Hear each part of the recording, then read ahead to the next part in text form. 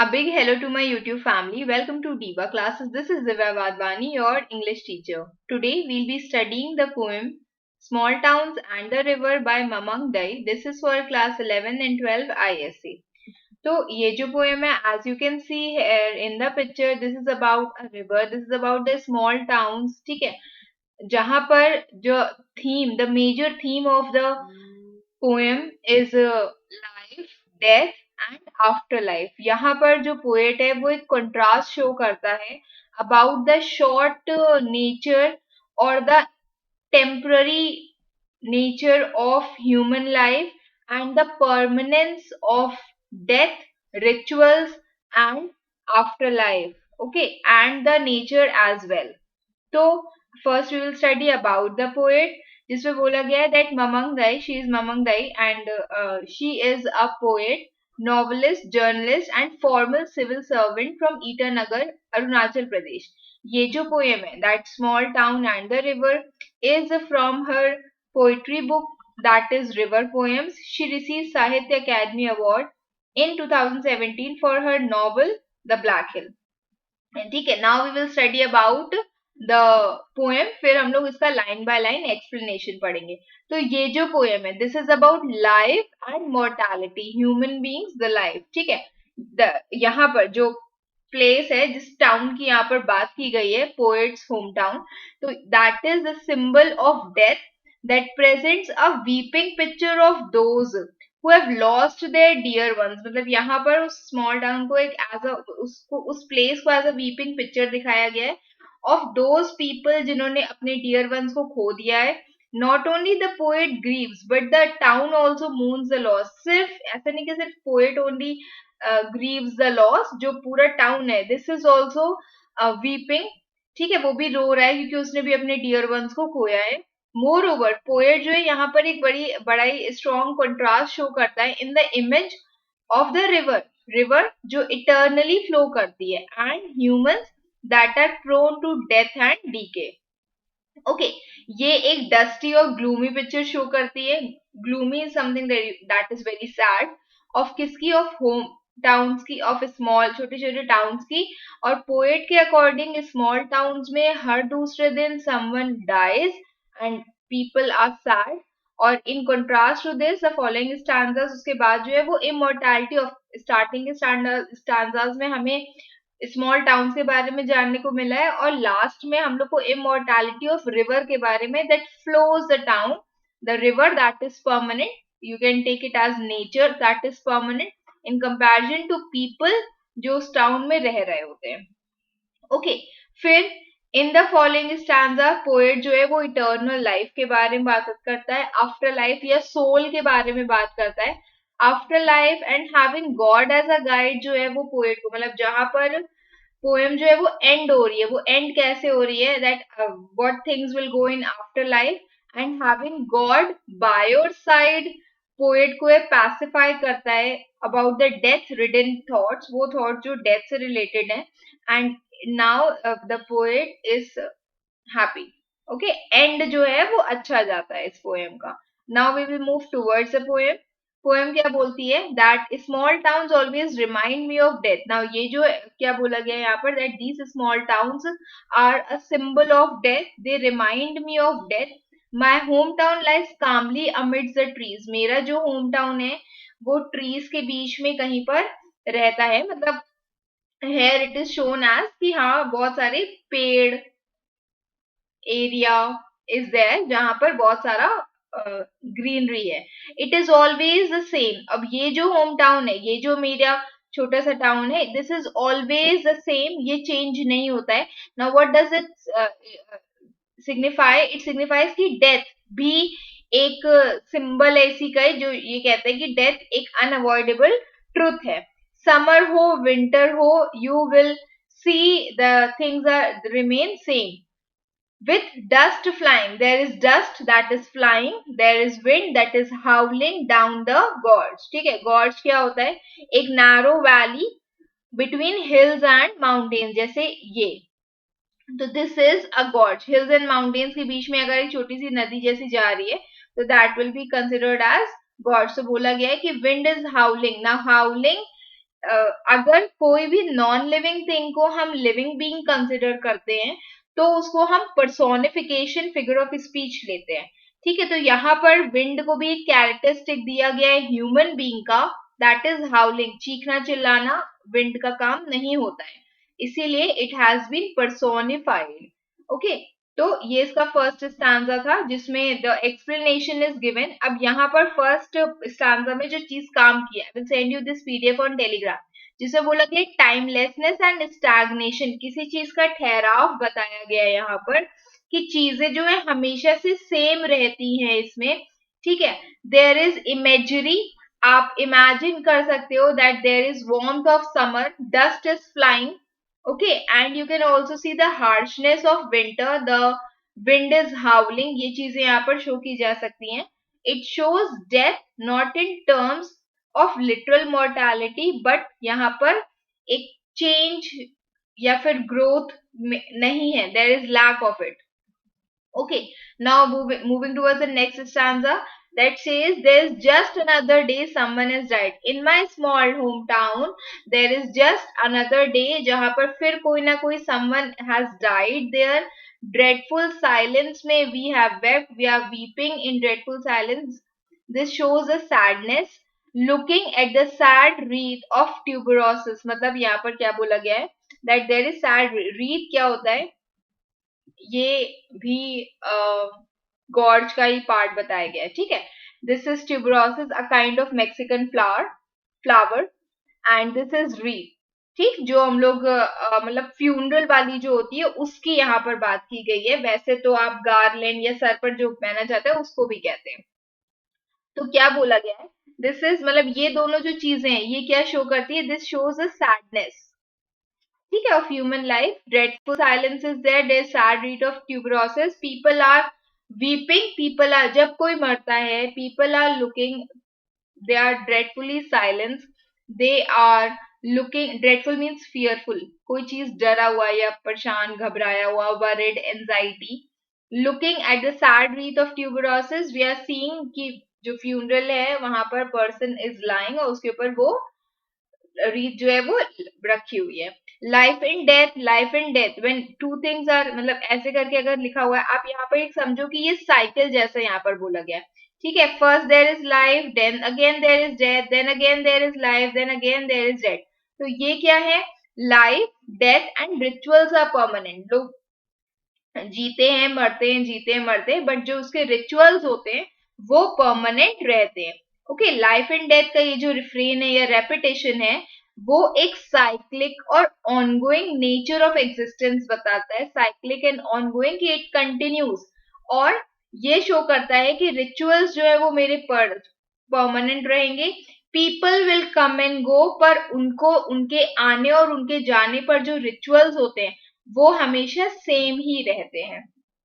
फिर नेक्स्ट बोला गया यहाँ पर, the river has a soul. Now this here also non-living thing is being compared, is being shown as a living being. ठीक है, soul किसके अंदर होती है, ह्यूमन बींग्स के अंदर. तो यहाँ पर बोला गया है the river has a soul, the river has been personified as a human being. Summers में it cuts through the land like a torrent of grief. क्या बोला गया है कि समर्स में जब भी रिवर कहीं से गुजर रही होती है तो it cut through the land. वो क्या करती है, ऐसे करके लैंड से होकर के जा रही, कोई लैंड एरिया होगा वहीं से तो कट कर रही है ये. तो बोला गया है दैट समर्स में लैंड से कट करके जाती है as if there is a outburst of grief. ठीक है, और विंटर्स में torrent of grief means outburst of grief. और विंटर्स में and sometimes I think it holds its breath seeking a land of fish and stars. तो यहाँ पर क्या बोला गया है कि कभी कभी मुझे ऐसा लगता है कि ये जो रिवर जो है वो क्या है, ये एक एक्सप्लोरर है जो who seeks the land of fish and stars. एक तो the land area that it is moving through, sometimes जो क्या कर रही है वो लैंड एरिया पे जा रही है, समटाइम्स वो बियॉन्ड लैंड एरिया में फिशेस कहाँ मिलते हैं, बीनीथ द अर्थ वहां पर जा रही है, एंड समटाइम्स अबव द अर्थ वो जा रही है, that is finding the stars. ये सिर्फ रिवर के फ्लो को दर्शाता है जो कभी इधर ऐसे ऐसे करके मूव करती है। यहाँ पर देखो पोएट ने क्या बोला है, it has personified river to invest it with the idea of holding its breath. It is holding its breath and seeking something. वो ढूंढ रही है कुछ, ठीक है। उसको ऐसा लगता है, पोएट को ऐसा लगता है दैट द रिवर एक एक्सप्लोरर है जो land of fish beneath the earth, above the earth को ढूंढ रही है, something in space as well. और ये इमेजरी के लिए यूज किया गया कि आप उस चीज को इमेजिन कर पाओ। It reflects the course of the river water and it's flow, कि वो कैसे कैसे मूव कर रही है, ठीक है। फिर बोला गया एक और चीज इसमें पढ़ लेना, पोएट यहाँ पर ये बोल रही है दैट इन क्वेस्ट, वो अपनी छानबीन ढूंढने के लिए वो सीम्स टू पॉज, वो रुकती है, होल्ड इट्स ब्रेथ, सांस लेती है, रिवर की बात हो रही है, and it searches for something beyond the tangible thing, जो लैंड दैट इज टैंजिबल उसके beyond, something mythical or spiritual realm represented by the fish and stars, ठीक है। यहाँ पर बोला गया something that is beyond the tangible world, वो world it elements inhabit different domains of the natural world, जो इसी नेचुरल वर्ल्ड के दूसरे हिस्सों में रहते हैं, उनको ढूंढने के लिए रिवर जो है वो घूमती है। फिर बोला गया है river again says that river has a soul, river has soulfulness in it, means it has some sort of heart in it, उसके पास it knows मतलब it has wisdom, उसके पास दिमाग है रिवर के पास। again this is sort of personification, stretching past the town, again it is moving through the town from the first drop now of rain to dry earth। now what it knows, उसको क्या पता है इस river को, उसको पता है कि when it will rain to this dry earth, when there will be mist on the mountain tops, mountain tops में कब नमी होगी, कब वहां पर बारिश होगी, वो सब उसको पता है। रिवर को क्या पता है, river knows the immortality of water, river को ये भी पता है कि जो उसका वर्ल्ड है, जो वाटर का वर्ल्ड है या जो नेचुरल वर्ल्ड है, it will go on, it will keep on, it is ever, it will never cease to exist, ठीक है। क्या बोला गया इसमें कि एंशियंट विजडम के बारे में बताया गया, उसको इंटीमेटली अवेयर होता है, मतलब वो ये चीजें जानती है कि when it will rain, when there will be mist, moisture, fog कह सकते हो, और ये जो कंटिन्यूअस साइकिल है, रिवर को ये भी पता है कि कॉन्सेप्ट ऑफ वाटर्स इमोर्टैलिटी, उसको पता है कि water will keep on going, कभी भी वो चीज खत्म नहीं होगी, ठीक है। एवर चेंजिंग फॉर्म, वाटर जो अपना फॉर्म चेंज कर सकता है, पर ऐसा नहीं कि it will not exist, it will always continue to exist, ठीक है। ये एक्सप्लेनेशन इसीलिए लिखा है सो दैट आप जब इसको पढ़ो, जब इसको देखो, तब उसके बाद उसको पढ़ो and then you can read the paragraphs only. Sometimes आपसे सिर्फ पूछा जा सकता है क्वेश्चन, जैसे शॉर्ट में पूछे जा सकते हैं कि ये श्राइन ऑफ हैप्पी पिक्चर्स क्या होती हैं, या फिर एक पैराग्राफ की चाइल्डहुड के बारे में क्या बताया गया है, रिवर की इमोर्टैलिटी के बारे में क्या बताया गया है। तो ऐसे करके आप छोटे छोटे पैराग्राफ्स उसके प्रिपेयर कर सकते हो। A shrine of happy picture marks the days of childhood, मतलब it is a symbol of the purity of soul, जो आपसे ये कहता है। See shrine is some holy place, जो किसी बहुत ही होली पर्सन या सेक्रेट पर्सन के लिए बनाई जाती है, जिसे आप कह सकते हो साईं बाबा, जिनको लोग मानते हैं, तो उनके लिए वो बनाई गई हो, ठीक है। एग्जाम्पल के तौर पर I am just telling you. फिर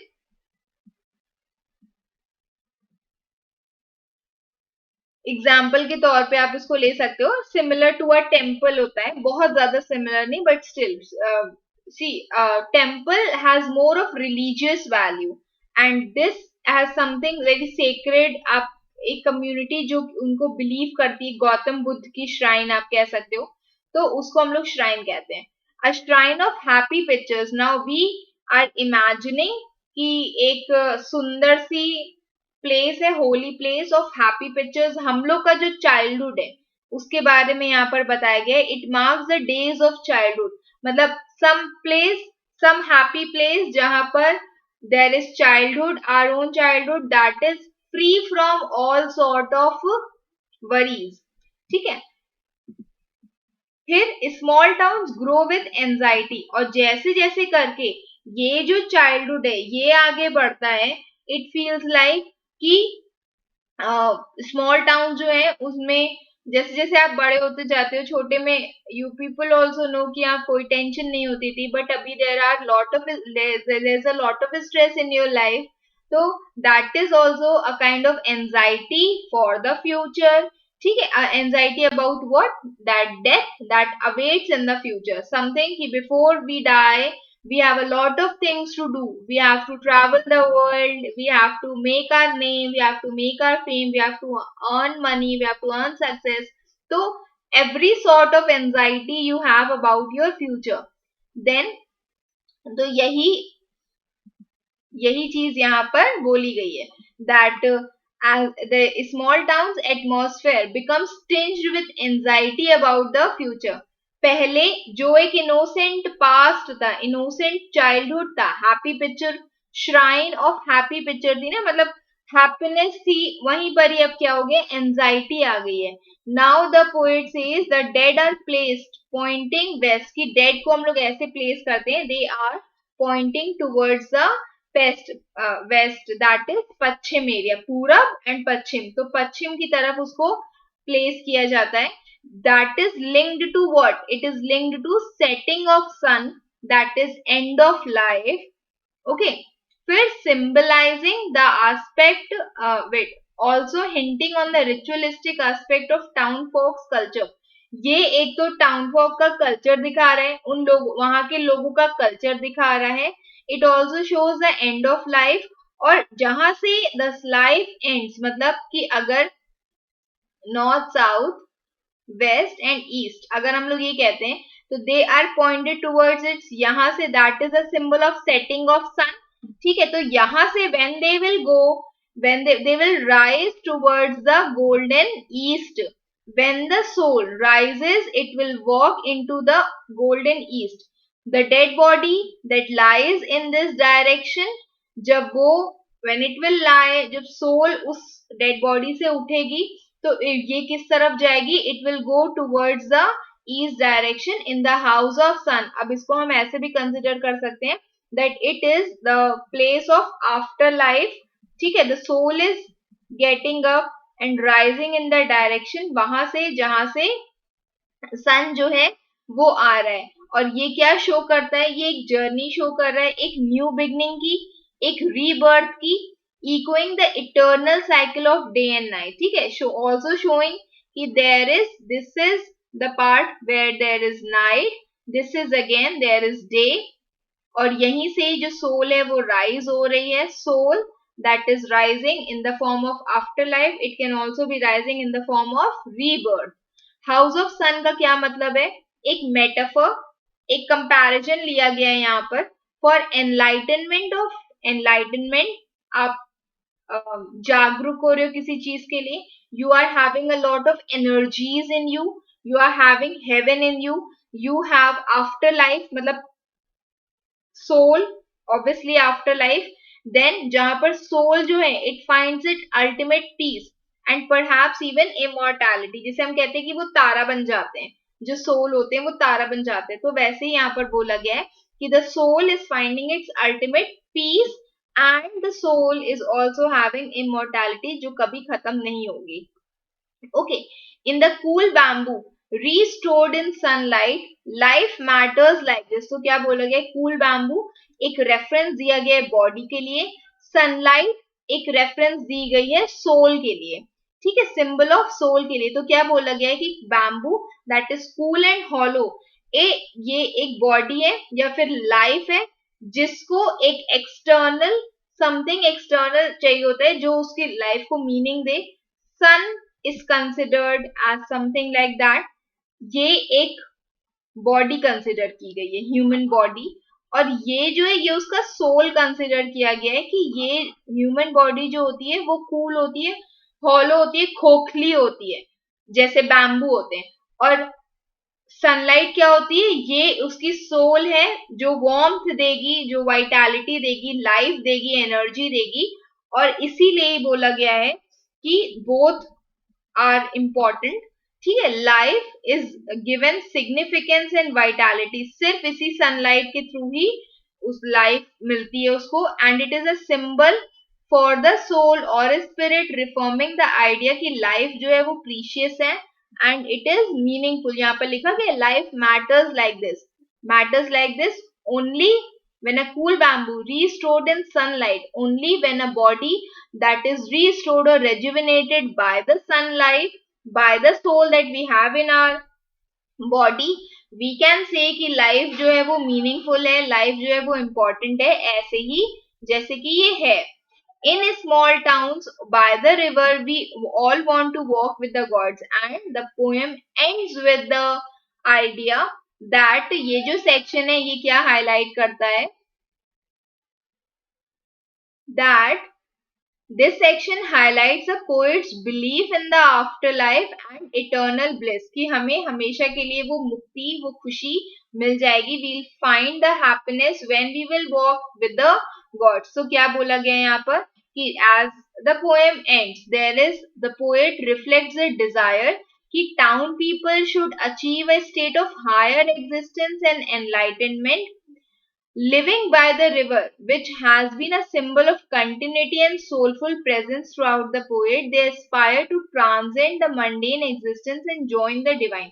मतलब वो ये जो उनका human existence है, when they will die, they just want to live further with the God walking by their side. ठीक है? That shows we want to walk with the God. That shows the idea that poet, after all that anxiety, the poet is pacified with the idea that when I will die, I will in the small towns by the river. किसी small town में by the river that is immortal, we just want to walk with the gods, that everyone wishes to go to heaven and end their life with God by their side as a guide.